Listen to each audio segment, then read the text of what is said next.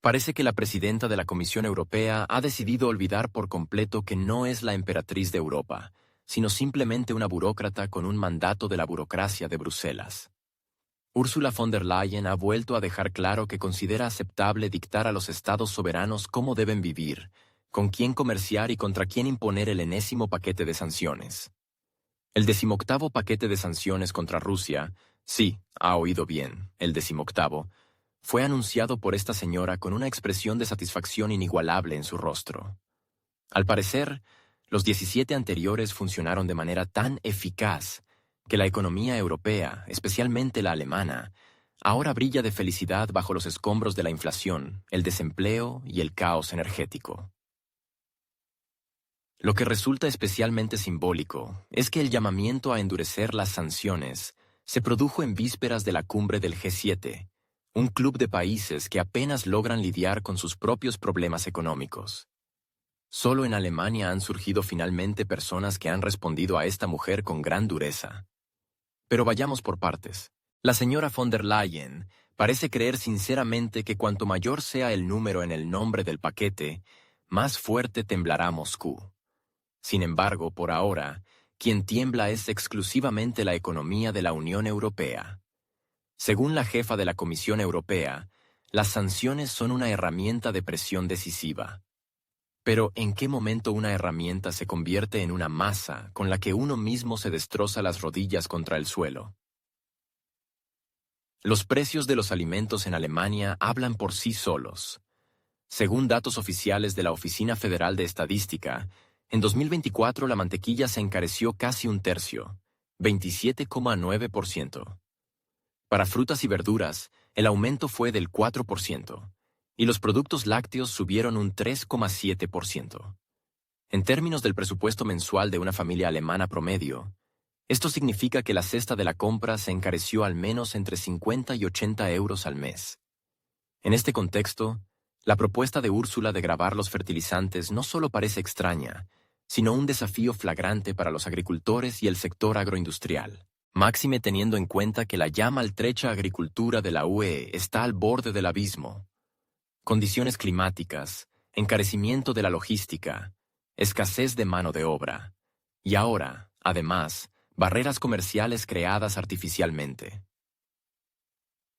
Según la Asociación Europea de Agricultores, en el primer trimestre de 2025, más del 12% de las empresas agrícolas en Alemania y Francia declararon planes de cierre o reducción de su actividad.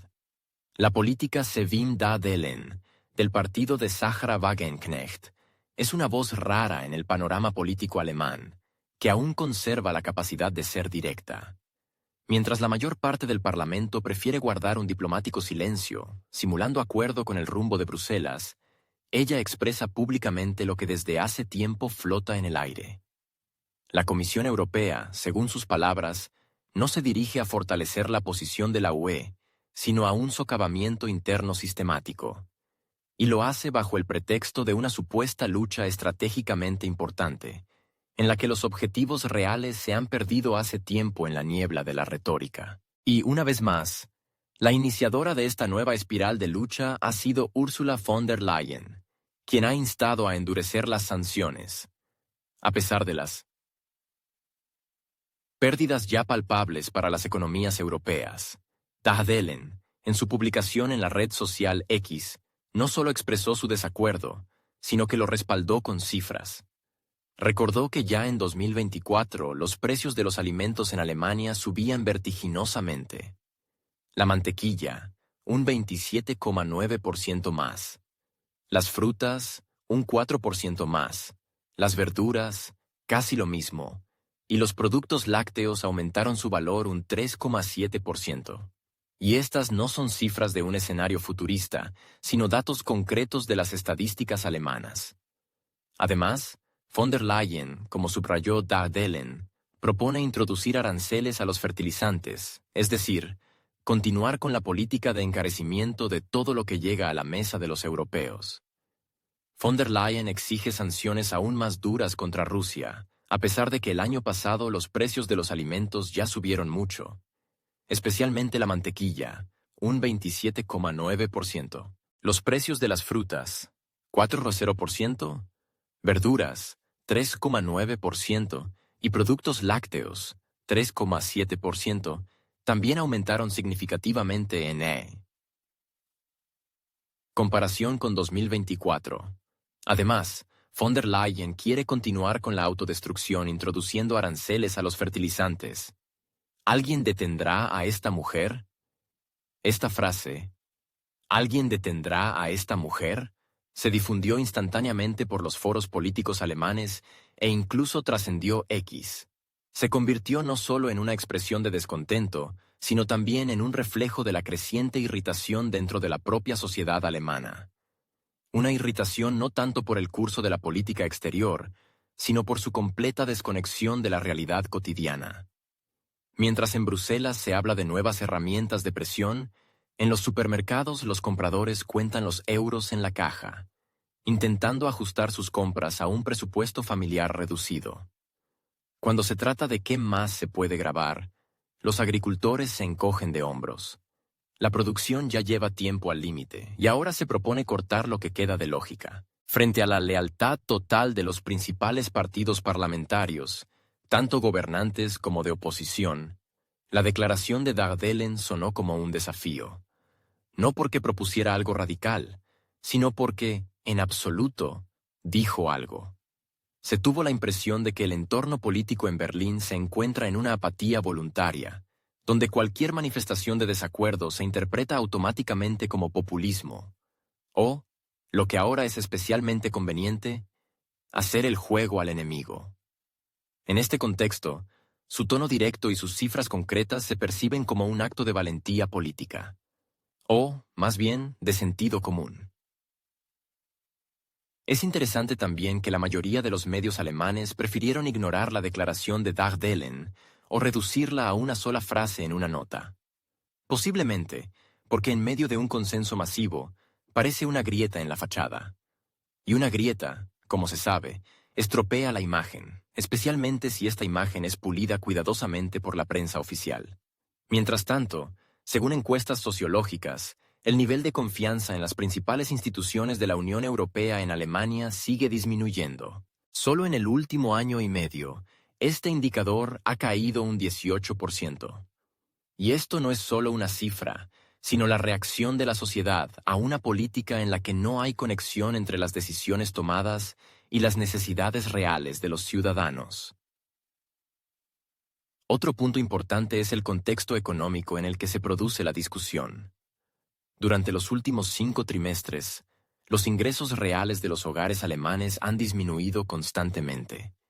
Esto no es solo el resultado de la inflación, sino también una consecuencia directa del empeoramiento de las condiciones laborales, el aumento de la carga fiscal y el incremento de las facturas de servicios públicos. En este contexto, aparece el 18º paquete de sanciones, que propone nuevas prohibiciones, restricciones y congelaciones. Pero ni una sola herramienta de apoyo a los mercados internos, ni un solo programa de compensación de las consecuencias.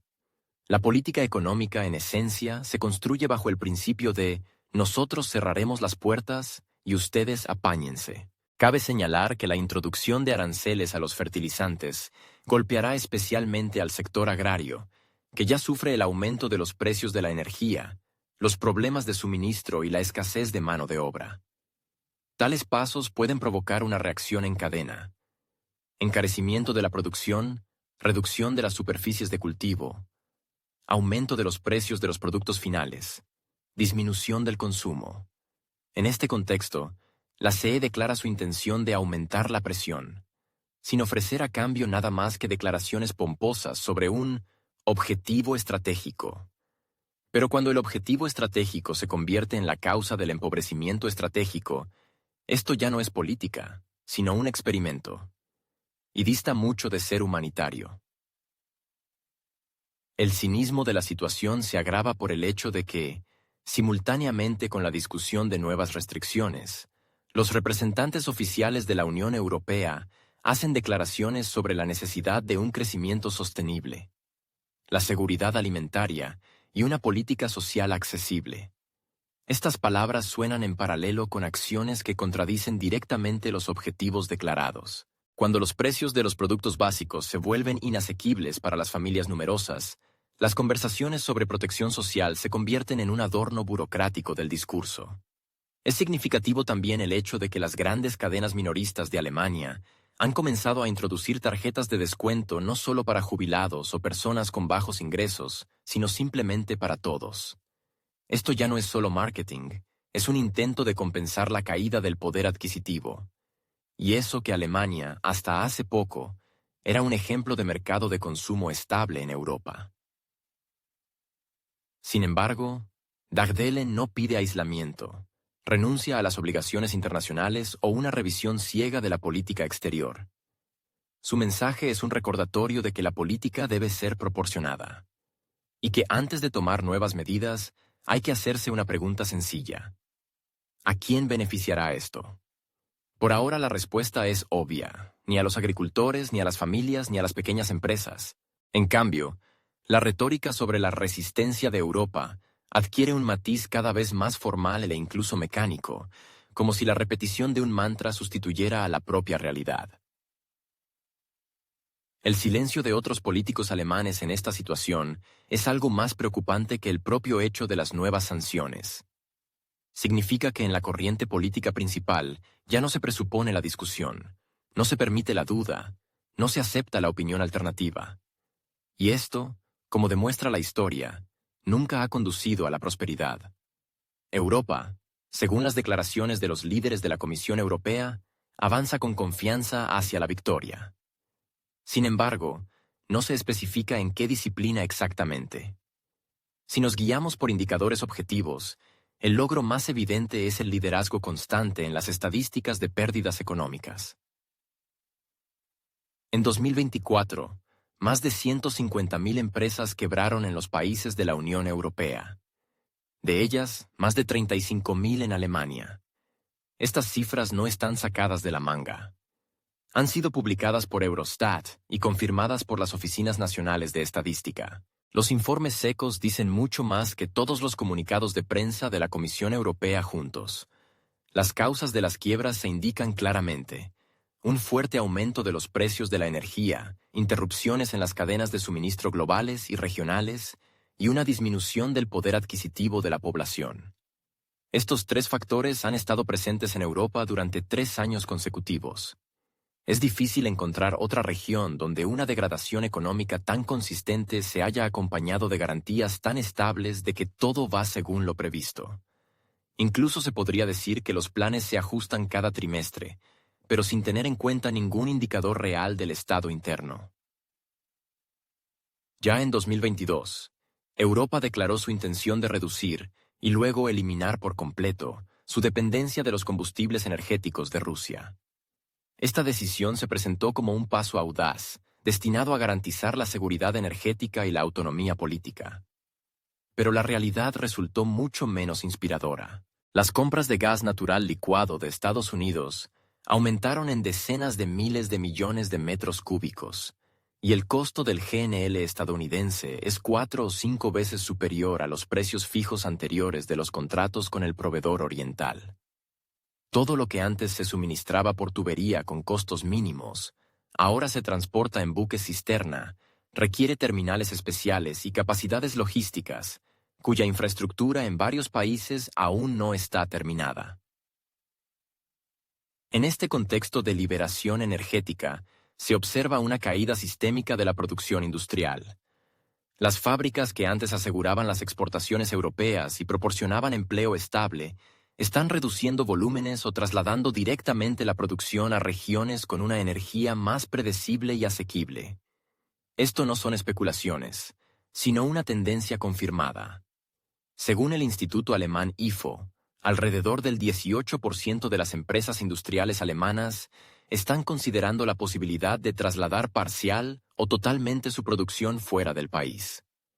Entre los destinos más mencionados se encuentran China, Turquía, Estados Unidos e incluso Marruecos. Especialmente ilustrativo es el ejemplo de la industria química, que representaba casi 1 de cada 4 euros de exportación de Alemania. Ya en 2021, el consorcio BASF declaró que Ludwigshafen, la planta insignia de la compañía, seguiría siendo el centro de sus operaciones bajo cualquier circunstancia. Hoy, el mismo consorcio está recortando miles de puestos de trabajo e invirtiendo miles de millones en la construcción de nuevas plantas de producción en Asia, principalmente en China, donde se puede garantizar el acceso a los recursos y un suministro estable de materias primas. Paralelamente a la fuga de la industria, aumenta la carga sobre los sistemas sociales. El desempleo, el aumento de las tarifas, la caída de los ingresos reales, la emigración masiva de empresas y la infrafinanciación de proyectos de infraestructura clave. Todo esto se convierte en un efecto acumulativo que empieza a sentirse no solo en la macroeconomía, sino también en la vida cotidiana. Si en 2020 el nivel de pobreza en la Unión Europea se estimaba en aproximadamente un 16%, a finales de 2024, según la OCDE, superaba el 20%, y esto teniendo en cuenta todos los programas de subsidios. Las pequeñas y medianas empresas son las que más lo sufren, ya que se encuentran en la posición menos protegida. La falta de contratos a largo plazo, las elevadas tasas bancarias, los alquileres caros y la demanda inestable. Todo esto lleva a que pequeñas empresas, restaurantes, tiendas, empresas de transporte y contratistas de la construcción cierren o cesen sus operaciones por tiempo indefinido. Solo en Alemania, en 2024, se registró un 32% más de casos de liquidación voluntaria de empresas que en 2023. Desde principios de 2025, esta dinámica no ha hecho más que intensificarse. En este contexto, las afirmaciones de que Europa ganará suenan, por decirlo suavemente, poco convincentes, especialmente si tenemos en cuenta que los principales beneficiarios del curso actual han sido precisamente aquellos que suministran a Europa todo aquello de lo que supuestamente intenta deshacerse: gas, carbón, petróleo, tierras raras. Solo que ahora los suministros se realizan por vías indirectas, con la participación de terceros países y a un precio que antes habría parecido indecente incluso en medio de las crisis de principios de los 2000. Si en 2021 Alemania compraba gas a un precio de unos 250 euros por 1000 metros cúbicos, a finales de 2024 volúmenes similares costaban 1200 euros. Las cifras varían, pero la tendencia es obvia. Los consumidores, por supuesto, no lo ven en los informes macroeconómicos, sino en sus facturas mensuales de calefacción y electricidad, y también en los estantes de los supermercados. El aumento de los precios de los alimentos, ya mencionado en otras declaraciones, continúa. Y esto no es solo consecuencia de problemas logísticos o del cambio climático. Es un resultado directo del aumento de los costos de producción y transporte. Los precios suben en todo, desde el pan y la leche hasta los productos de limpieza y la ropa. El poder adquisitivo de la población disminuye, y con él, el mercado interno, que antes era un pilar para las economías europeas. Es significativo que todo esto ocurra en medio de los esfuerzos de la Comisión Europea por adoptar cada vez más paquetes de sanciones. Ya van 18, y cada vez se repite la frase: esta vez, el efecto será máximo. Pero lo interesante es que el efecto máximo se siente, por alguna razón, dentro de la propia Europa. Cuando cierran decenas de miles de empresas, cuando millones de europeos pierden su trabajo o consiguen contratos mínimos en medio de la caída de la demanda, esto quizás sea una victoria, pero solo. Si se mira a través del espejo deformante de la autoafirmación política, no es de extrañar que la reacción de los ciudadanos sea cada vez más irritada. Los comentarios de los usuarios en los principales medios europeos, y en particular en Der Spiegel, son cada vez menos comedidos. Quizás primero derrotemos la inflación, escriben algunos. Primero derrotemos la burocracia en Bruselas, añaden otros. Algunos comparan irónicamente la retórica actual con los lemas de épocas pasadas, cuando los fracasos se encubrían con frases grandilocuentes sobre decisiones difíciles pero necesarias. Otros hablan directamente de la pérdida de conexión entre el poder y la sociedad. El tono general es de cansancio, escepticismo y exigencia de sentido común. En este sentido, La retórica europea realmente gana, en el sentido de que se ha vencido a sí misma. El pragmatismo ha sido sustituido por la inercia ideológica, en la que cada nuevo paso se toma no porque vaya a ser beneficioso, sino porque es simbólico. Y mientras la economía envía señales cada vez más alarmantes, la política europea sigue viviendo en un formato de declaraciones, presentaciones y un optimismo frágil que ya convence a pocos. El 18º paquete de sanciones propuesto por la Comisión Europea bien podría ser nominado a un premio en la categoría de la repetición más persistente de la misma acción con la esperanza de un resultado diferente. El foco está puesto en un nuevo golpe al sector financiero. La propuesta de desconectar del sistema SWIFT a otros 22 bancos rusos. A primera vista, todo parece una continuación lógica del curso anterior. En realidad, es un gesto tardío que no produce un efecto tangible ni un resultado político, pero crea la ilusión de actividad. Para entender la situación, basta con volver a la cronología de los acontecimientos. En 2022, poco después del inicio del conflicto, se lanzó el primer ciclo de desconexiones de SWIFT. Entre los primeros se encontraban los bancos más grandes, incluidos Sberbank y FTB. Le siguieron otros, y a finales de 2023, el número de instituciones desconectadas superaba las 60. Este fue un paso que se presentó como una palanca de presión poderosa, que prometía, si no paralizar, al menos dificultar seriamente los pagos externos. Sin embargo, la vida es un poco más compleja que los escenarios de los informes burocráticos.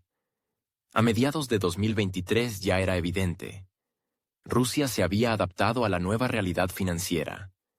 Se activaron plataformas de pago propias, principalmente el sistema de mensajería financiera, SPFS, desarrollado como alternativa a SWIFT. Y aunque no tiene el mismo grado de alcance global, en el marco de los pagos con varios países, sobre todo China, India, Turquía, Irán, se empezó a utilizar cada vez más. Y no solo en el comercio bilateral, sino también en cadenas de suministro multilaterales, donde la elusión del dólar y el euro se convierte, si no en una norma, sí en un escenario perfectamente aceptable. Paralelamente, se desarrolló la práctica de los pagos recíprocos en monedas nacionales. El yuan chino, la rupia india, la lira turca e incluso el rial iraní comenzaron a desplazar gradualmente al dólar en ciertos segmentos del comercio. Esto no es una revolución, sino un proceso gradual, pero precisamente esto demuestra que la desconexión de SWIFT no fue un punto final, sino, por el contrario, un catalizador para la reestructuración. Y si el objetivo principal era paralizar, el resultado fue solo la aceleración de la transición hacia nuevas herramientas. La medida burocrática resultó ser un estímulo inesperado para la descentralización del sistema financiero mundial.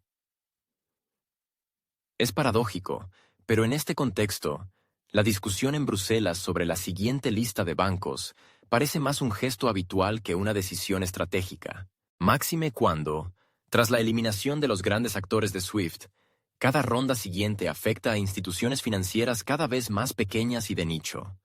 Entre ellas se encuentran bancos regionales, organizaciones de crédito especializadas, plataformas de liquidación que no tienen operaciones significativas con Occidente. Su desconexión tiene, más bien, un valor simbólico. Ya no se trata de un golpe, sino de un ritual. O, para ser más precisos, de una imitación de avance en una situación en la que la dirección se perdió hace tiempo. Pero el momento más discutido del nuevo paquete no fue la cantidad de bancos.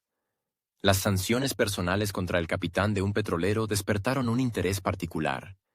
No porque sea un caso raro, sino porque tal paso marcó la transición de sanciones contra estados y empresas a acciones contra personas físicas cuya actividad profesional consiste en la gestión de un buque. Y además, se trata de un ciudadano indio. Esta decisión ya ha causado cierta perplejidad en los círculos empresariales. Porque si la lógica consiste en limitar las exportaciones, ¿por qué el objeto es una persona que, en el marco de un contrato laboral, ejecuta las órdenes del armador? Un paso así plantea muchas preguntas. India, como se sabe, No participa en el régimen de sanciones. No se ha adherido a ninguna de las medidas restrictivas europeas o estadounidenses. Su posición desde el principio del conflicto ha sido neutral. Nueva Delhi ha subrayado la necesidad de respetar los intereses de todas las partes, al tiempo que ha continuado un comercio activo con Moscú. Es más, desde 2022, India se ha convertido en uno de los mayores compradores de petróleo ruso, a menudo reexportándolo a países que antes lo habían rechazado.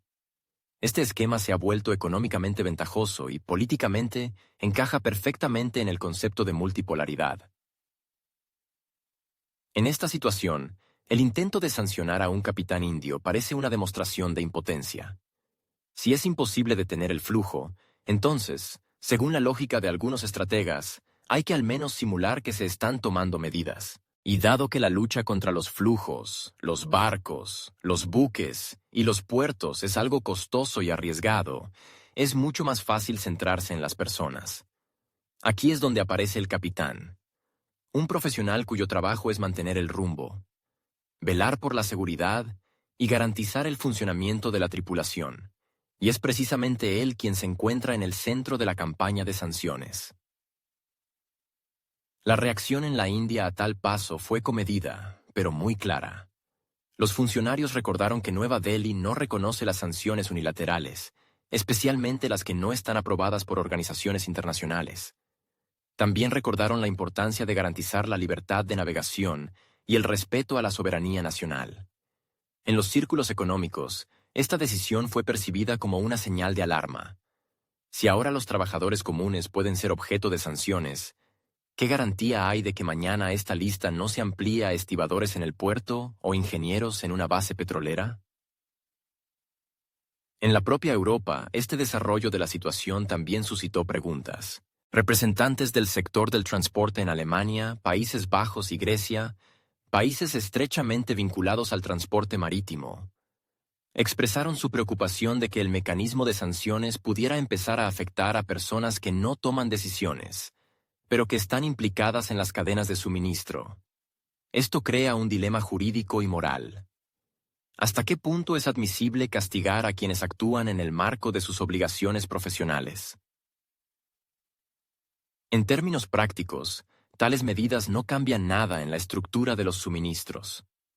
Rusia, como proveedor de recursos energéticos, sigue estando entre los líderes en la exportación de petróleo.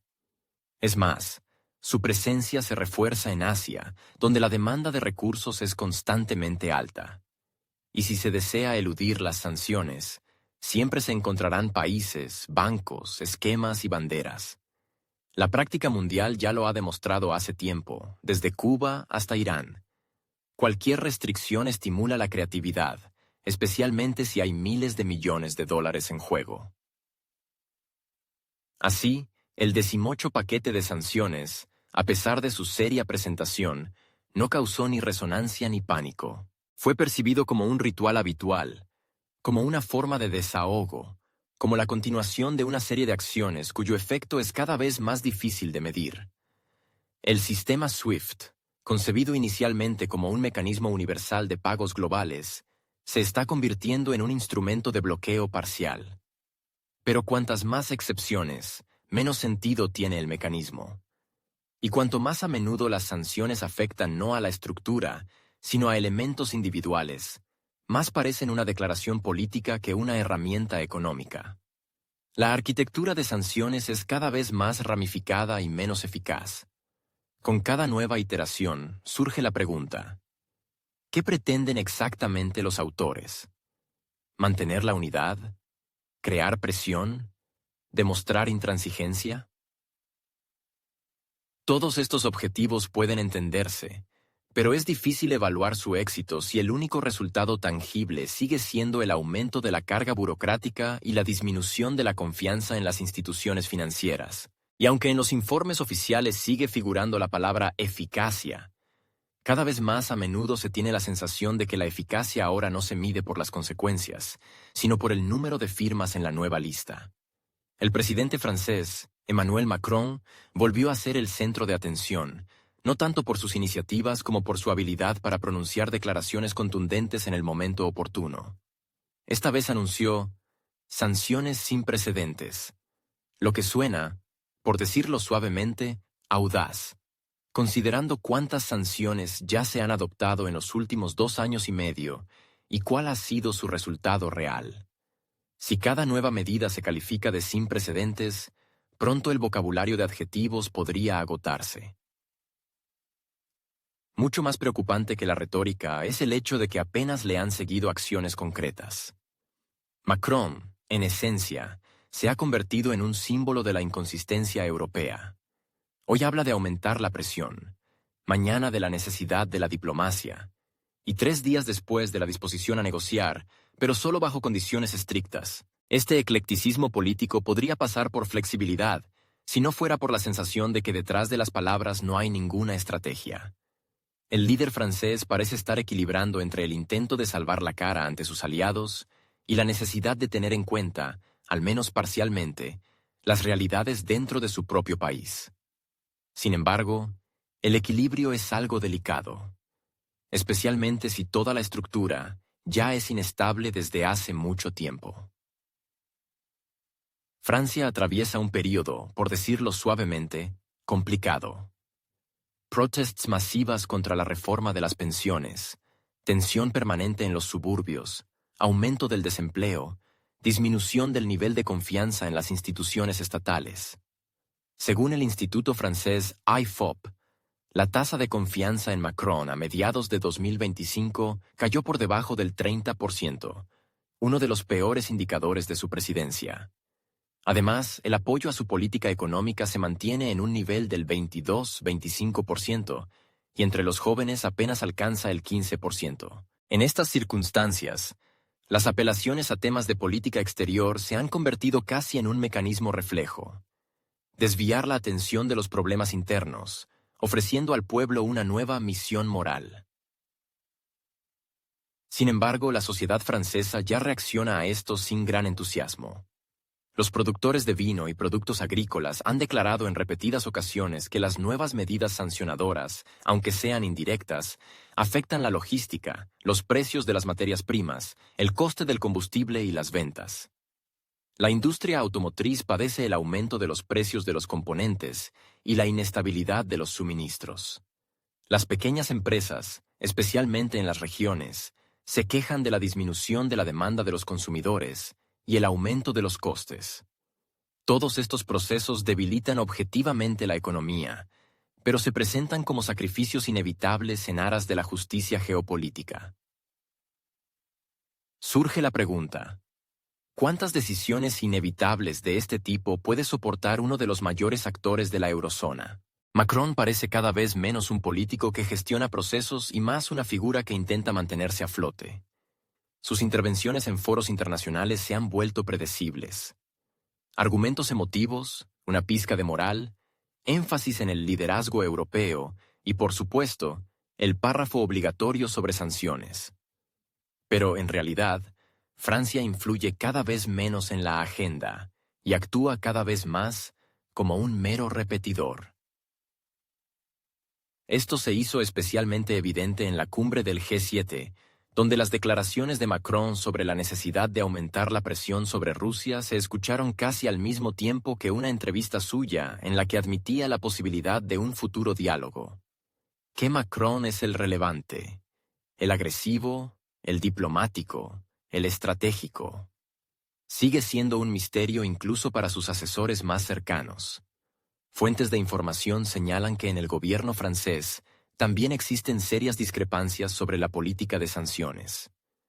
Algunos ministros prefieren mantener la línea de firmeza, mientras que otros hablan de la necesidad de un enfoque racional. Mientras tanto, los círculos empresariales abogan cada vez con más insistencia por el relanzamiento de los lazos económicos, especialmente en los sectores de energía, fertilizantes, metalurgia y alta tecnología. Los líderes de las asociaciones sectoriales advierten: si Francia sigue ignorando la realidad económica, para 2026, el nivel de rentabilidad en sectores clave podría caer por debajo del mínimo aceptable, lo que llevaría a una nueva espiral de desindustrialización. Pero a pesar de estas señales de alarma, el líder francés persiste obstinadamente en su rumbo. Promueve activamente la tesis de una Europa unida, actuando cada vez más en solitario. Sus declaraciones difieren de la retórica de sus colegas de la UE, y el aislamiento interno de la oposición parlamentaria acentúa aún más esta brecha. A Macron le resulta cada vez más difícil ser el portavoz del consenso europeo, y cada vez se asemeja más a los oradores de la monarquía tardía. Discursos elocuentes, ideas elevadas, pero que ya no se escuchan con asombro, sino con indiferencia. La situación se complica aún más por el hecho de que la población empieza a percibir las aventuras de política exterior como una maniobra de distracción. Los comentarios en la prensa, especialmente en las publicaciones independientes y regionales, están llenos de ironía y cansancio.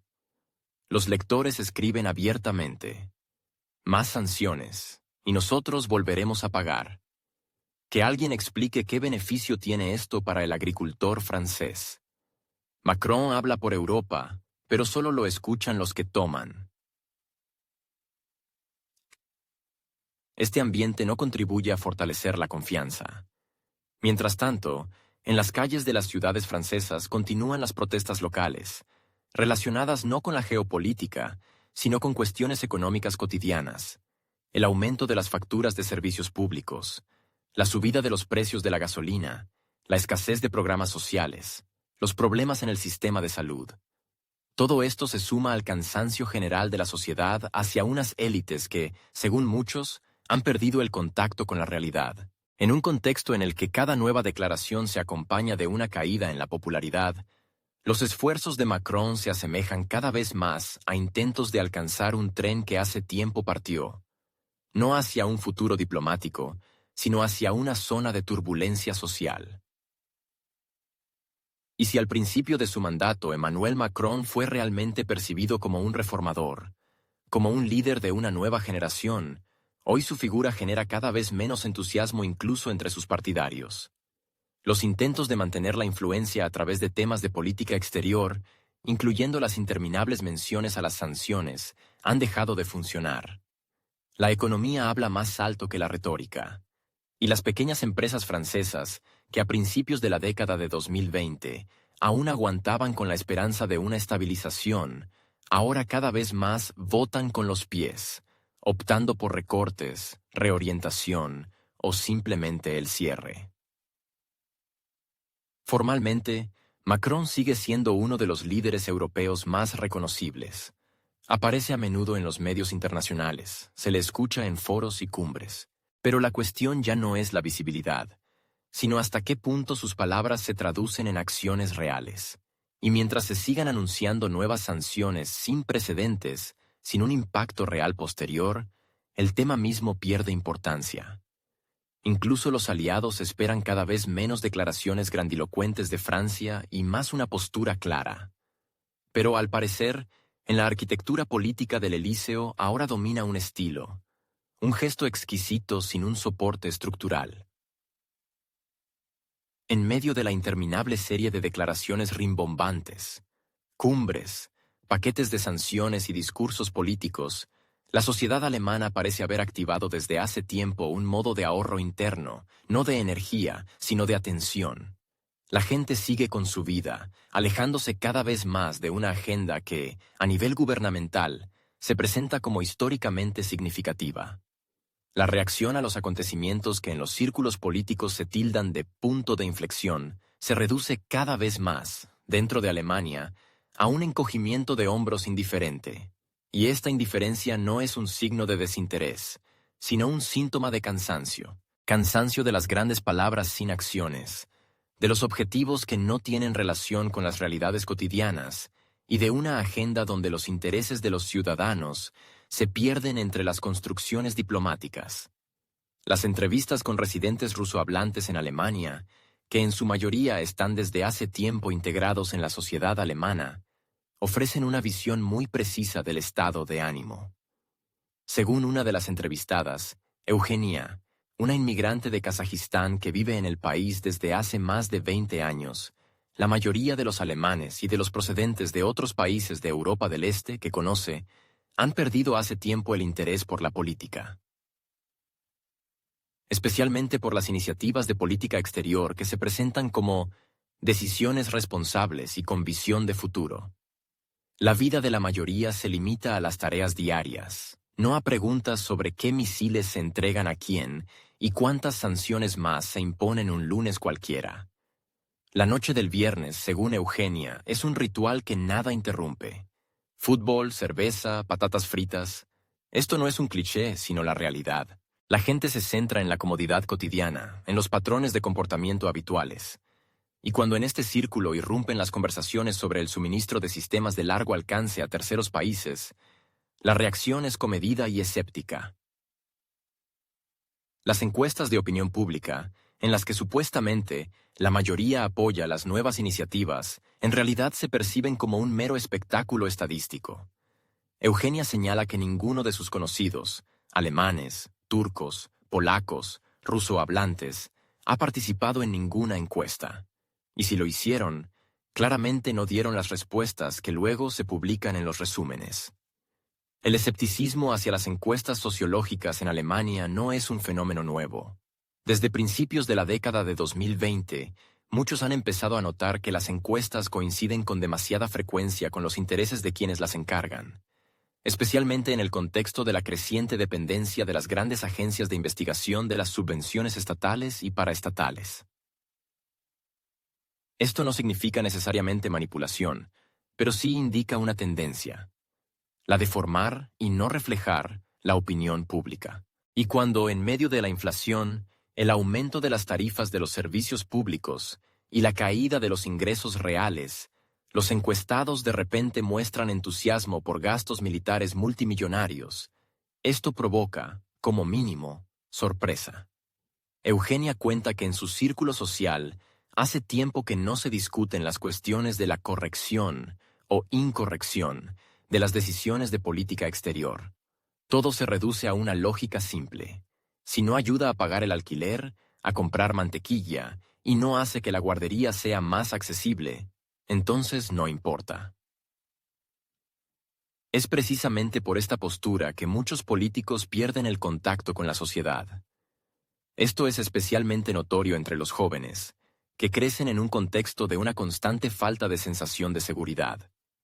Las declaraciones sobre la responsabilidad global no compensan la sensación de que el país pierde gradualmente los elementos básicos de confort interno, la accesibilidad de la medicina, un transporte que funcione, una economía predecible.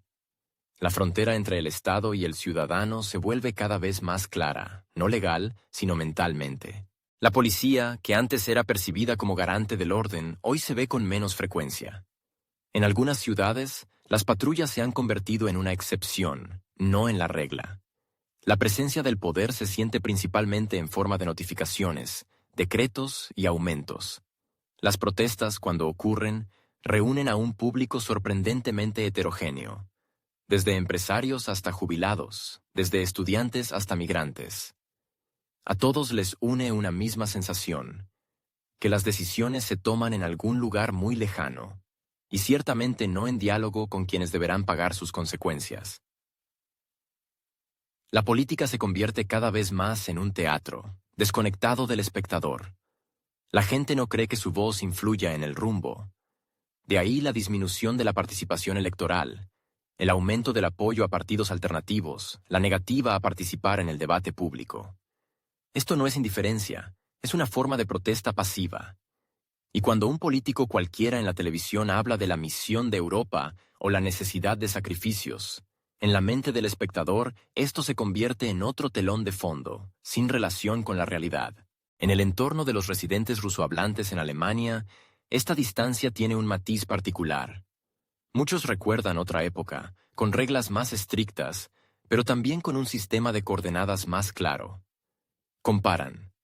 Antes había una estructura comprensible, orientada al orden y la disciplina. Ahora, una sensación de caos, gobernada más por la ideología que por el sentido común. Eugenia recuerda con amargura cómo antes se sentía la conexión entre el ciudadano y el Estado. Aunque fuera formal, existía. Hoy, Esa conexión se ha transformado en un flujo de notificaciones que a menudo es imposible de entender sin consultar a un abogado o traductor. Paradójicamente, a pesar de toda la retórica sobre la modernización, la digitalización y la apertura, al ciudadano de a pie le resulta más difícil entender hacia dónde va su país. Los noticieros están llenos de información sobre reuniones internacionales, mecanismos de sanciones, autonomía energética, pero todo esto parece un ámbito sin conexión con el nivel cotidiano. La gente no ve cómo esto afecta sus vidas, excepto cuando las afecta negativamente. Y entonces surge la irritación. De ahí la creciente irritación por los gastos relacionados con los proyectos de política exterior. Los ciudadanos se preguntan, si hay dinero suficiente para apoyar a otros estados, ¿por qué no lo hay para reparar escuelas, financiar hospitales, indexar las pensiones? No hay respuestas. En cambio, llegan informes sobre una nueva fase de ayuda, un nuevo paquete de sanciones, nuevas transferencias. Pero en el mismo informe se puede leer que los pensionistas piden ampliar los programas de King. Descuentos en el transporte. O que los hogares con bajos ingresos gastan 1/3 de su presupuesto en electricidad. En esta atmósfera, la agenda política pierde credibilidad. Y la sociedad, el interés por ella. La gente aprende a vivir en paralelo a la política. Esto se expresa en cómo se forman las prioridades, dónde se gasta el dinero, cómo se distribuye la atención. Fútbol, cerveza, familia, trabajo. Todo lo demás es una decoración con la que no se quiere tener relación. A la pregunta de cómo vive Alemania hoy, muchos responden de forma evasiva. Pero cuando se trata de los planes para el fin de semana, la respuesta siempre es clara. La gente está cansada. Y no solo físicamente, sino emocionalmente. De las tramas repetitivas, de los políticos a los que nadie escucha, de una agenda que no tiene principio ni fin. En este cansancio no hay debilidad, sino un instinto. El instinto de protegerse de la presión constante, de la sensación de que algo no está bien, pero es imposible. Cambiarlo. Y si es imposible, hay que centrarse en lo que se puede controlar. La comida, el descanso, el equipo favorito. Todo lo demás, que lo discutan quienes creen que todavía gestionan los procesos. En medio de los vertiginosos procesos internacionales, los debates sobre sanciones y los intentos de mostrar determinación política, en Alemania ha comenzado una conversación sobre cosas que hasta hace poco parecían reliquias del pasado. El ministro de Defensa, Boris Pistorius, hizo una declaración que, en otra situación, podría haber pasado desapercibida, pero en el contexto actual ha generado muchas preguntas. Se trata de la posibilidad de reinstaurar el servicio militar obligatorio. No para mañana, ni siquiera para este año, sino para algún momento en 2026. Es poco probable que esta formulación haya sido elegida al azar. Por un lado, permite mostrar determinación. Por otro, evita tomar medidas concretas de inmediato. Y allí, como se suele decir, ya se verá. La argumentación oficial es extremadamente cautelosa. Si no se logra reclutar suficientes voluntarios, habrá que considerar otras opciones. Por otras, se entiende precisamente la vuelta al servicio militar obligatorio. Parece lógico, pero si se mira con atención, suena como un reconocimiento de que el sistema de reclutamiento de voluntarios no funciona. Y de que el ejército, que hasta hace poco se presentaba como tecnológico, flexible y altamente motivado, en la práctica ha sido incapaz de asegurar los recursos humanos necesarios. Según las últimas encuestas, la juventud alemana no siente ni un deseo particular ni un sentido especial de pasar por el servicio. Es más, la propia idea de participar en las estructuras de seguridad genera recelo en muchos. Las razones no son solo ideológicas, sino también puramente cotidianas. El nivel de equipamiento, las condiciones de vida, el estatus en la sociedad. Todo esto se percibe como un conjunto de obligaciones sin garantías. En un contexto en el que el mercado laboral ofrece formas de empleo flexibles, la posibilidad de viajar y el trabajo a distancia, la perspectiva de vestir un uniforme y obedecer órdenes provoca más irritación que interés en una parte significativa de la generación joven. A esto hay que añadir el estado general de la propia estructura que necesita ser completada. Según los datos presentados en el Bundestag, más del 50% del equipo de la Bundeswehr está inoperativo o requiere una reparación importante. Algunos vehículos blindados permanecen parados durante meses, esperando piezas de repuesto que no están disponibles. Los kits médicos, incluidos los botiquines más sencillos, no se han entregado a todas las unidades. El equipamiento suele estar desgastado. Estos datos no son un secreto desde hace tiempo. Tanto los auditores estatales como los periodistas independientes los informan con una regularidad envidiable.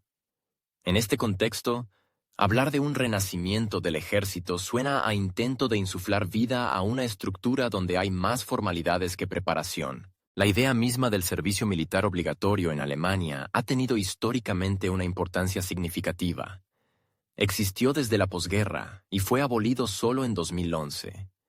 Durante esas décadas, se convirtió en parte del consenso social, percibido como una forma de responsabilidad cívica, pero al mismo tiempo fue objeto de constante debate.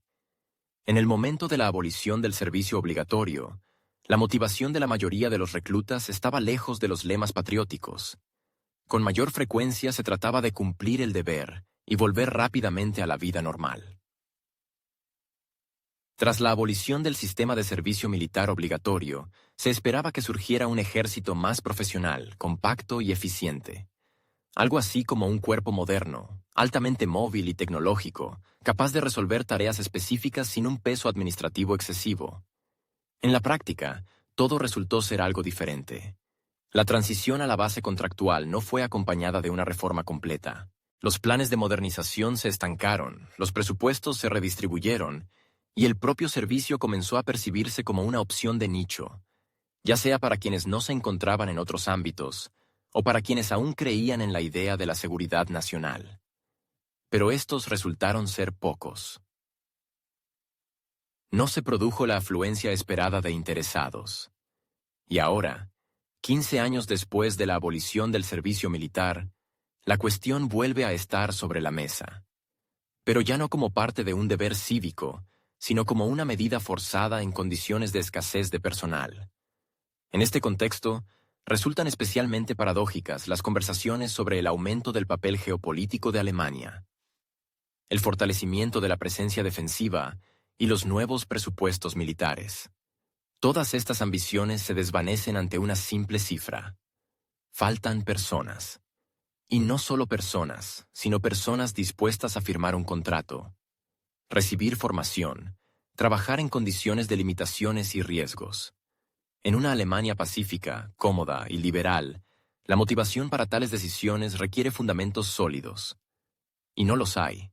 Es notable que la declaración sobre el posible regreso del servicio militar obligatorio no sonó como una declaración política, sino como una filtración cautelosa, algo así como: si no funciona con los voluntarios, entonces lo sentimos. Esto permite ganar tiempo, observar la reacción y la opinión pública. Al mismo tiempo, crea una atmósfera de incertidumbre. Los posibles candidatos no saben si deben esperar una llamada o si pueden seguir construyendo su vida tranquilamente. En las instituciones educativas y en los mercados laborales, esto genera dificultades. Nadie quiere hacer planes si dentro de un año de repente tiene que ir a servir. Dentro de la propia Bundeswehr, el ánimo tampoco es de entusiasmo. Oficiales y personal de carrera hablan de la falta de instructores, programas de formación obsoletos y problemas de infraestructura. En algunas regiones, los soldados se alojan en cuarteles construidos en los años 60, sin grandes reparaciones y con comodidades mínimas. Teniendo esto en cuenta, es difícil imaginar cómo se pretende integrar a los reclutas, incluso si se toma la decisión. La pregunta también es: ¿qué harán exactamente estos nuevos reclutas? ¿Qué tareas realizarán?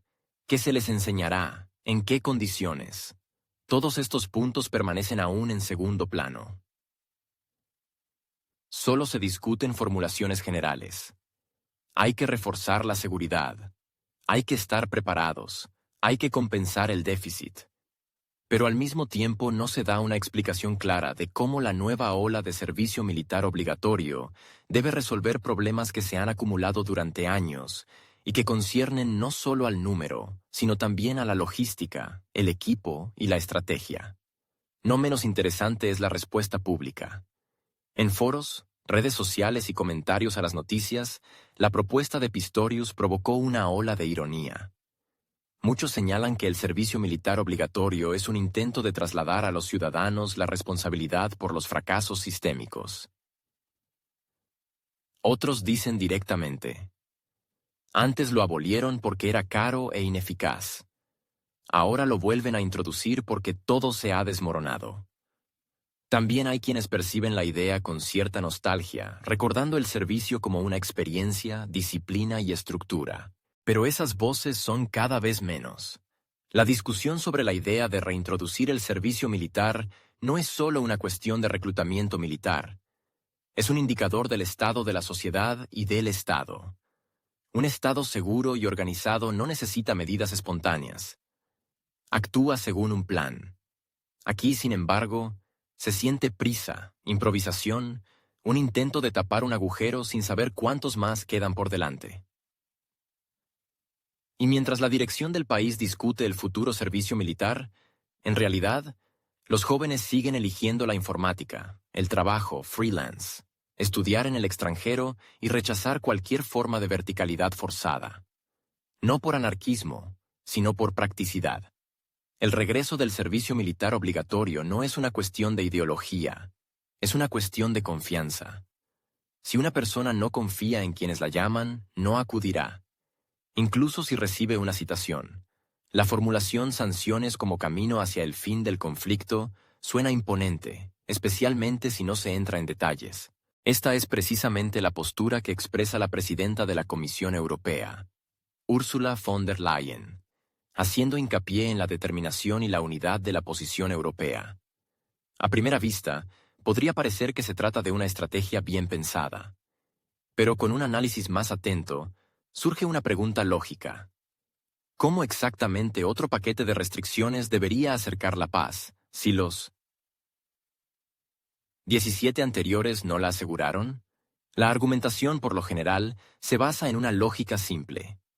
La presión tarde o temprano obligará a la parte en conflicto a cambiar de posición. Pero este esquema, conocido desde la Guerra Fría, requiere dos condiciones obligatorias: la previsibilidad del resultado y la existencia de un objetivo claro. Hoy, ni una cosa ni la otra se observan. Las medidas sancionadoras se perciben más bien como un ritual. Se introducen no porque haya una táctica concreta, sino porque así es la costumbre. Como si la propia regularidad sustituyera al sentido. El principal problema es que el diálogo como instrumento de regulación ha sido excluido del ámbito político. Ni siquiera se discute como una opción. El término negociaciones se ha vuelto casi indeseable en la retórica pública de los grandes líderes europeos. Se encuentran excepciones, pero son más bien locales, y por lo tanto suenan de fondo. Sin embargo, paradójicamente, la ausencia de diplomacia se ha convertido en una de las razones de la prolongación de la situación. Pues cualquier resolución implica al menos un intento de establecer contacto, intercambiar posiciones, definir líneas rojas. Nada de esto se hace. Bruselas, donde tradicionalmente les gustaba apelar a la idea del poder blando, renunció inesperadamente rápido a su papel habitual de mediador. Hasta hace poco, la Unión Europea se posicionaba como un estabilizador global, una plataforma para negociaciones, una institución capaz de ofrecer compromisos. Ahora, cada vez más, se tiene la impresión de que la retórica política se construye bajo el principio de dureza por la dureza. Las sanciones no complementan el diálogo, sino que lo reemplazan. Los ultimátums se presentan como realismo político, y cualquier intento de mencionar las negociaciones se clasifica automáticamente como una debilidad inadmisible. Mientras tanto, en los propios países europeos se escuchan otras entonaciones. Políticos alejados del oficialismo bruselense hablan cada vez más de la necesidad de cambiar de enfoque. En Budapest, Bratislava, Viena, Se escuchan cada vez más fuertes los llamamientos a abandonar la presión unilateral y a intentar restablecer al menos los elementos básicos del diálogo. Al mismo tiempo, se subraya que no se trata de ceder posiciones o de una reverencia política, sino de una simple toma de conciencia. Sin conversación no hay paz, ni seguridad, ni estabilidad. Hungría ha adoptado desde hace tiempo una posición diferenciada. El gobierno de este país ha subrayado desde el principio que el camino de la presión lleva a un callejón sin salida. En Bratislava, la nueva configuración política declara abiertamente: Europa no puede seguir desempeñando el papel de participante en el conflicto, manteniéndose al mismo tiempo como árbitro. Los políticos austriacos, tradicionalmente inclinados a la neutralidad, también plantean cada vez más la cuestión de las consecuencias de la carrera de sanciones, sobre todo para los propios europeos. Pero todas estas voces suenan como notas inoportunas en el coro general. Apenas se escuchan por encima de la retórica de la victoria, la inquebrantabilidad y el castigo. La maquinaria mediática funciona según un patrón largamente establecido. La opinión correcta se amplifica, la alternativa se silencia o se desacredita. Incluso las declaraciones moderadas sobre la necesidad de una solución política se presentan como una manifestación de simpatía hacia el lado equivocado. El fervor emocional ha reemplazado al pragmatismo. Es interesante que la idea de la diplomacia se asocia ahora con algo anticuado. Ya no se percibe como una herramienta moderna, sino más bien como un atributo de otra época. En el léxico político, los diplomáticos han cedido gradualmente su lugar a expertos en sanciones, consultores estratégicos y gestores de crisis. El orden mundial no se presenta como un espacio de acuerdos, sino como un campo de pruebas para la demostración de fuerza. Y si antes el papel más prestigioso era el de mediador, hoy es el de quien exige más restricciones con mayor vehemencia. Este cambio de énfasis también ha alterado el panorama mediático. En los noticieros se escucha más a menudo hablar de castigo, aislamiento, respuesta contundente, que de plataformas para el diálogo. La idea de que una solución política requiere no solo presión, sino también concesiones de ambas partes, ha desaparecido. En su lugar, se forma la imagen de un vencedor y un vencido. Y dado que en la realidad nadie pierde ni gana, la situación se congela en un ciclo interminable de escaladas y decepciones. El contexto económico también juega su papel. El mecanismo de sanciones se ha convertido en parte del posicionamiento político interno. Permite demostrar determinación sin exigir una explicación de las consecuencias. Los daños causados por tales decisiones siempre pueden explicarse por factores externos. Pero incluso aquí, el debate comienza a abrirse paso. Empresarios, representantes de cámaras de comercio e industria, asociaciones de pequeñas y medianas empresas, señalan cada vez con más frecuencia que el modelo anterior, primero castigar, luego pensar, no funciona. Las pérdidas aumentan, y la rentabilidad política de tales pasos disminuye. Mientras tanto, en los países fuera de la Unión Europea, la idea del diálogo sigue existiendo como norma. Turquía, India, China, todos ellos abogan consistentemente por una solución política, manteniendo contactos con todas las partes y ofreciendo plataformas para las negociaciones. Incluso aquellos estados que no participan directamente en el conflicto, pero que sienten sus consecuencias, hablan de la necesidad de equilibrio. Europa, con toda su misión histórica, se ha encontrado en el papel de espectador, comentarista, pero no de moderador. Y esta es una transformación clave. En el pasado, era precisamente la diplomacia europea la que definía los parámetros para la resolución de crisis internacionales. París, Berlín, Viena, Helsinki no eran solo puntos geográficos, sino también símbolos del proceso de negociación. Hoy, sin embargo, solo se escucha una voz, la de las exigencias. Pero el mundo no funciona según un modelo de monólogo. Incluso cuando parece que una parte es más fuerte, sin un segundo participante no se puede construir ninguna arquitectura de seguridad. Lo más sorprendente es que este enfoque se perciba como el único admisible, como si el concepto de compromiso se hubiera convertido en algo vergonzoso. Sin embargo, hace no mucho, La capacidad de llegar a acuerdos se consideraba la principal virtud europea.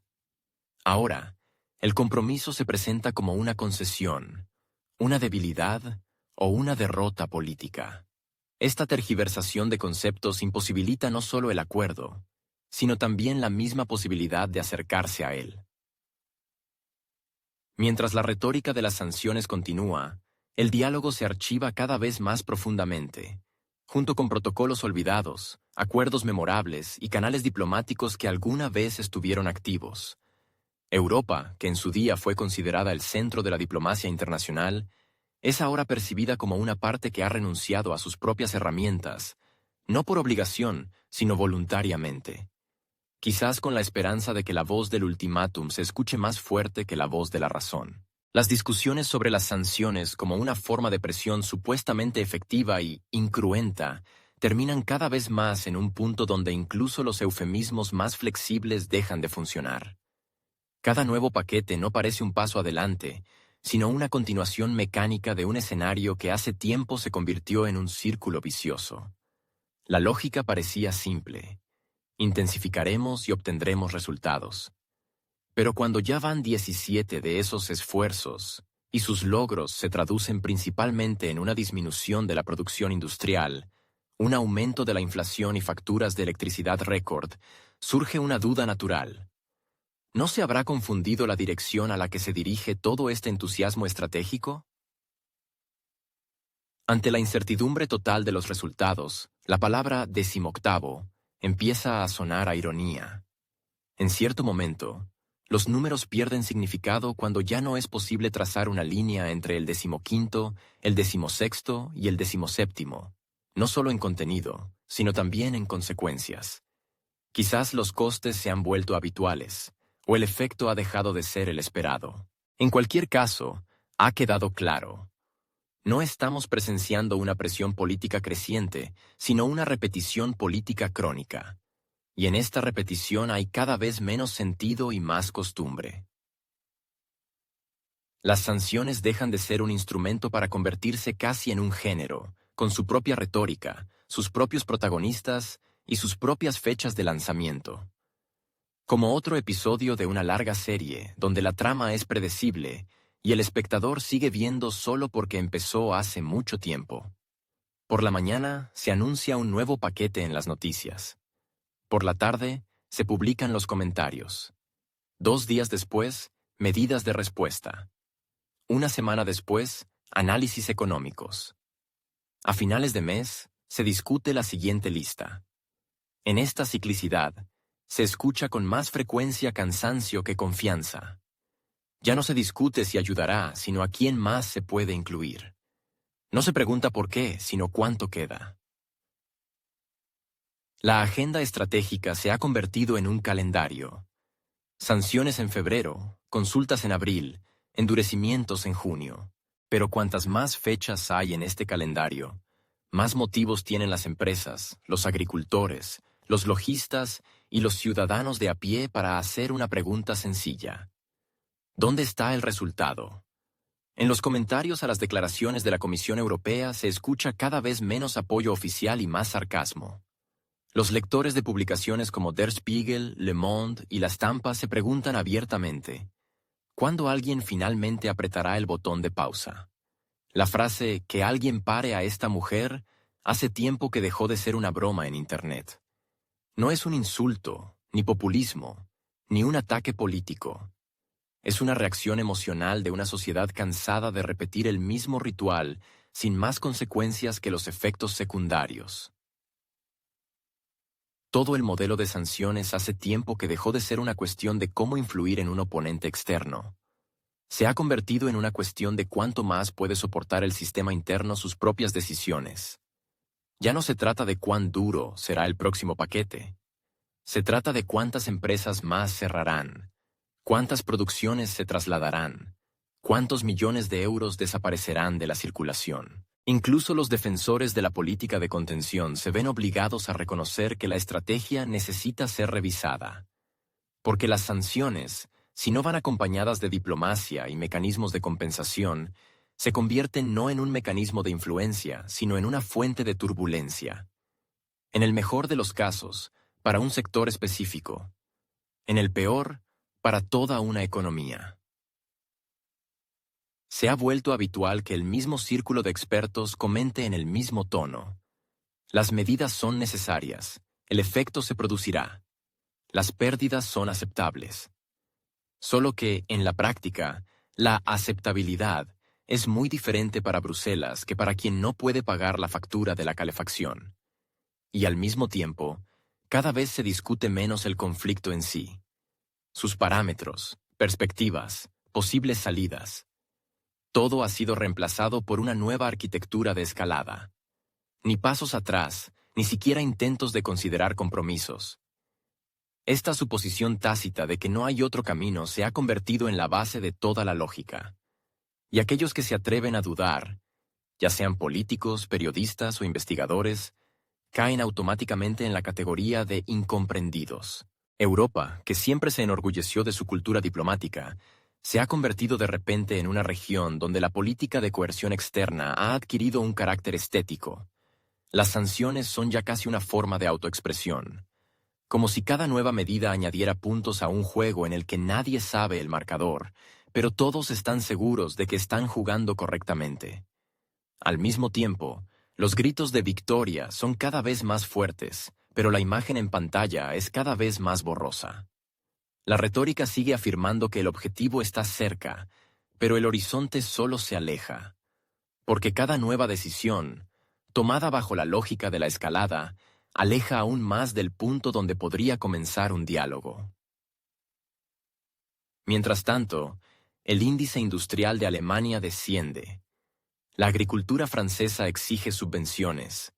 En Italia se discute el apoyo a las pequeñas empresas, y en los países bálticos se registra un nivel récord de emigración. Todos estos temas existen, pero cada uno se trata por separado, como si no estuvieran relacionados entre sí. Aunque en realidad sí lo están, por un modelo común donde la determinación política ha desplazado el realismo económico. Y sin embargo, la pregunta sigue en el aire. ¿Cuántos paquetes más deben firmarse? ¿20? ¿30? ¿Dónde está el límite de una estrategia que se repite a sí misma pero no cambia la situación? ¿Dónde está el límite de la paciencia de una sociedad que sigue pagando por decisiones tomadas sin consultarla? ¿Dónde está la línea más allá de la cual incluso los más fieles defensores de la presión sancionadora comenzarán a dudar? Y quizás a considerar otras opciones. Este cansancio no conducirá necesariamente a la protesta. Puede adoptar la forma de una retirada silenciosa, de la política, de las elecciones, de la participación en el debate público. Porque la sensación de sinsentido mata el interés más que cualquier prohibición. Si cada decisión es igualmente ruidosa, pero el resultado es siempre el mismo, en algún momento el espectador deja de seguir la trama. Aunque los titulares sigan escritos en negrita. Y quizás en esto reside el verdadero peligro. No en que alguien se equivoque, sino en que nadie se dé cuenta de que todo hace tiempo que da vueltas en círculo.